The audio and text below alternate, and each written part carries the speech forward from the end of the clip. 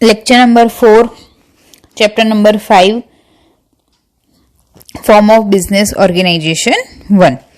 Second type का form of business organisation discuss करते हैं। सेकेंड टाइप कौन सा है? Business run by Hindu undivided family, that means HUF। Short में हम हिंदू अनडिवाइडेड फैमिली को क्या बोलते हैं? HUF। उसका सबसे पहले मीनिंग देखते हैं कि HUF मतलब क्या। तो मीनिंग में क्या है? According to Hindu law business is inheritable. हमारे जो हिंदू लॉ है उसके अकॉर्डिंगली क्या है? जो भी बिजनेस होता है वो इनहेरिटेबल मतलब हमें वारसागत मिलता है। Business acquired by way of inheritance by Hindu undivided family is called a form of HUF। जो बिजनेस हमारे इनहेरिटेंस में हमें मिलता है और हिंदू अनडिवाइडेड फैमिली मतलब जो फैमिली के अकॉर्डिंगली जो बिजनेस क्या करते हैं हम कंटिन्यू करते हैं, तो ऐसे बिजनेस को, ऐसे फर्म को हम क्या बोलेंगे? हिंदू अनडिवाइडेड फैमिली मतलब फर्म को हम बोलेंगे HUF। मतलब हमारे दादाजी भी वही बिजनेस करते थे, पापा भी वही करते और हम भी वही करने वाले, तो ऐसे बिजनेस को हम क्या बोलते हैं? HUF। उस फर्म टाइप को हम बोलते हैं HUF। All the members of family are called its member। मतलब जितने भी HUF के अंदर जितने भी फैमिली के मेंबर्स होते वो सारे HUF फर्म के मेंबर्स माने जाएंगे। Administration of such firm is in the hands of the head of the family. और जो बिजनेस का एडमिनिस्ट्रेशन मतलब बिजनेस के सारे डिसीजंस कौन लेगा? जो फैमिली का सबसे हेड होगा, सबसे जो बड़ा मेंबर होगा वो क्या करता है? बिजनेस मतलब फर्म का एडमिनिस्ट्रेशन करता है। ही इज कॉल्ड कर्ता और उसको हम क्या बोलेंगे? कर्ता बोलेंगे। तो जो हमारी फैमिली का सबसे एल्डर पर्सन होगा वो क्या करेगा? वो हमारे बिजनेस के सारे डिसीजंस लेगा और उसको हम कर्ता बोलते हैं। If the senior most in age person does not wish to run the business, then the administration is passed on to the next eldest person। अगर हमारी जो फैमिली में जो सबसे सीनियर पर्सन है, जो से फॉर एग्जांपल हमारे दादाजी है, अगर वो बिजनेस को रन करना नहीं चाहते, वो अभी रिटायरमेंट लेना चाहते, तो उनके बाद जो सबसे बड़ा पर्सन होगा वो क्या करेगा? इस बिजनेस का एडमिनिस्ट्रेशन करेगा। Existence of a such firm is popular in India and Nepal।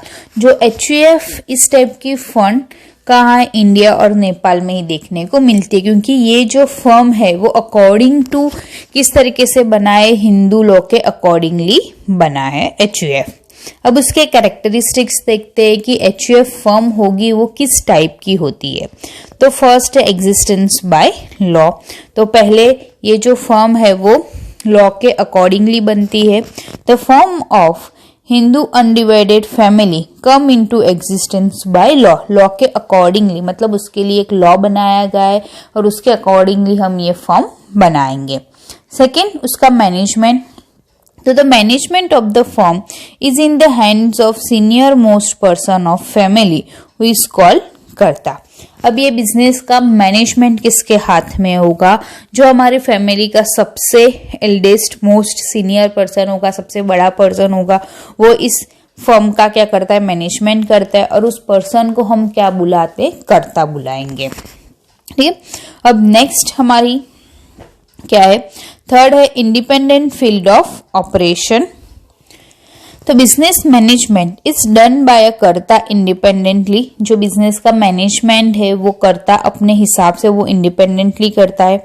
Other members have no right to take a part और interrupt in the business but they can help. जो कर्ता के अलावा जितने भी मेंबर्स होंगे उनको कोई राइट नहीं है कि वो बिजनेस के कोई भी काम में इंटरप्ट कर सके, लेकिन वो बिजनेस के लिए हेल्प कर सकते, वो कर्ता के डिसीजंस में इंटरप्ट नहीं कर सकते। Other members cannot object against the suitability of decisions taken by कर्ता। तो जो कर्ता के अलावा जितने भी मेंबर्स है वो कर्ता के कोई भी डिसीजंस के अगेंस्ट में कोई ऑब्जेक्ट नहीं ले सकते, सबको कर्ता का डिसीजंस मानना ही पड़ता है। नेक्स्ट आते हैं नेक्स्ट है कैरेक्टरिस्टिक्स मेंबरशिप।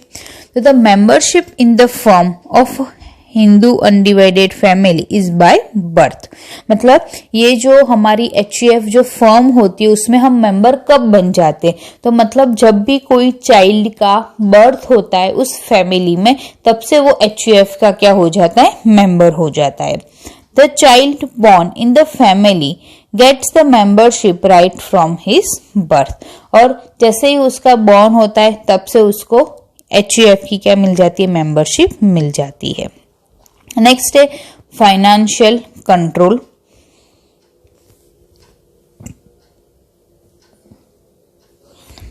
तो all financial matters of the business lie in the hands of कर्ता, so the financial control also remains in the hands of कर्ता। जितने भी बिजनेस के रिलेटेड जितनी भी फाइनेंशियल मैटर्स होगी, पैसे से रिलेटेड जितनी भी बातें होगी, वो किसके हाथ में होती है, कर्ता के हाथ में होती है।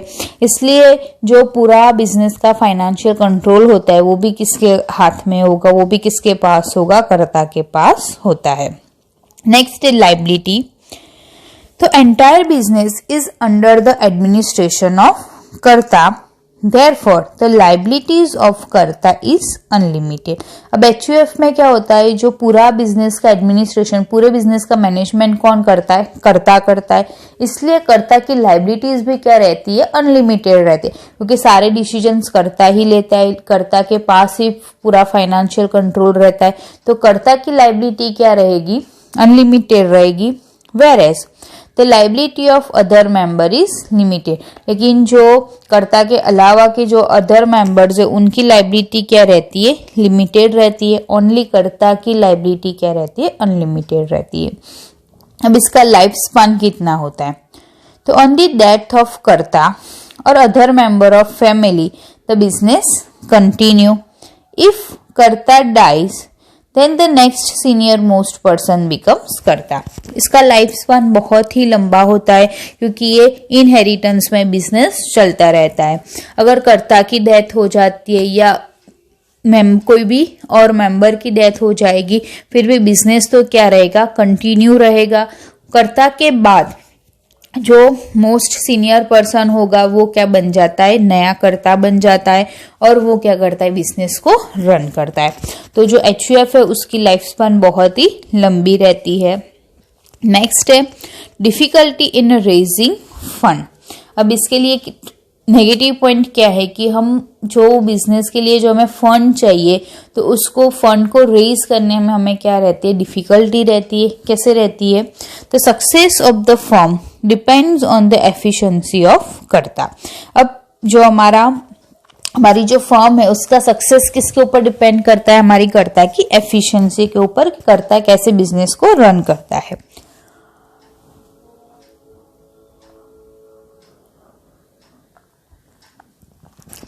The firm has to depend on the members of the family for fund raising। अब जो फर्म है वो किसके ऊपर डिपेंड रहती है, मेंबर के ऊपर, कि अगर फर्म को कैपिटल चाहिए तो वो कहाँ से मिलेगी, उसके मेंबर के पास से मिलेगी।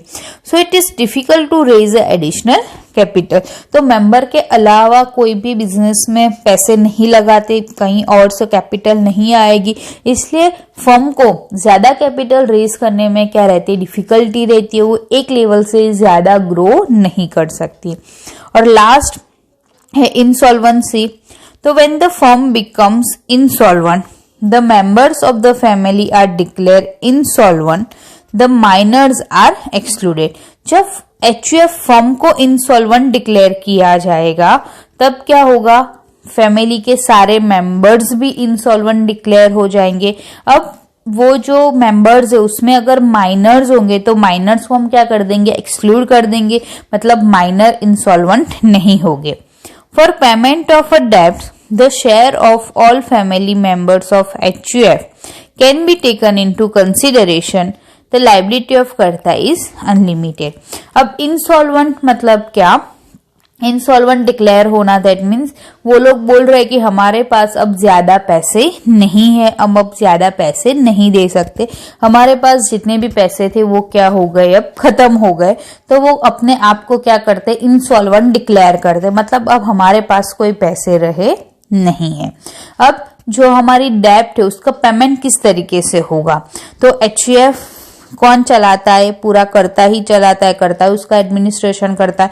तो कर्ता की लायबिलिटी क्या रहेगी, उसमें अनलिमिटेड रहेगी, लेकिन कर्ता के अलावा जितने भी फैमिली मेंबर्स है उन सबको क्या करना पड़ेगा, ये जो डेब्ट होती है उसके पेमेंट में अपना हिस्सा देना पड़ेगा। तो सब मेंबर्स को अपना कुछ ना कुछ शेयर देना पड़ता है और कर्ता की लायबिलिटी क्या रहती है, यहाँ पे अनलिमिटेड रहती है। अनलिमिटेड लायबिलिटी मतलब कर्ता को अपनी पर्सनल प्रॉपर्टी बेच के भी वो जो डेब्ट है उसको क्या करना है, उसकी पेमेंट करनी होती है।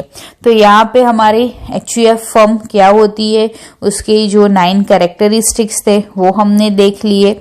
यहाँ पे ये पॉइंट हमारा कंप्लीट होता है और इसके साथ हमारा ये लेक्चर भी कंप्लीट होता है।